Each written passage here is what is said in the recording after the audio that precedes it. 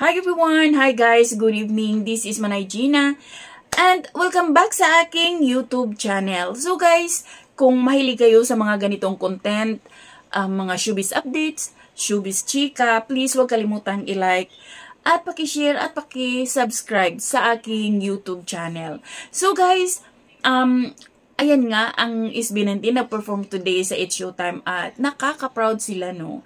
Na sobrang galing talaga ng SB19. No wonder na sila ang tinaguri ang Kings of P-pop. Sa sobrang galing nila, may kanya-kanya silang boses. Sige, nakala mo na sa ilalim ng lupa yung boses niya. Wow, sobrang galing. Alam mo yung simple na subaybayan ko, yung nagsimula pa lang ang SB19. Ang layo-layo na ng narating ng SB19. At ayan na, meron silang bagong single na ang ganda-ganda. May concert sila sa Philippine Arena at ayun nga, nag-promise nga si Vice na pupunta. Panoorin natin ang sinabi ni Vice, guys. So ayan, let's watch this. May pakain sa eroplano, di ba? Pero pupunta ako dyan sa Philippine Arena to watch.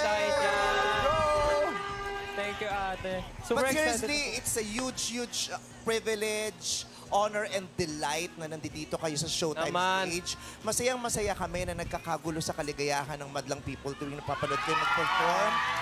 Ang sarap sa pakiramdam na makasaksi ng ganitong uri ng talento ng mga Pilipino, kaya hindi naman nakakapagtaka na kayo ang King of P-pop.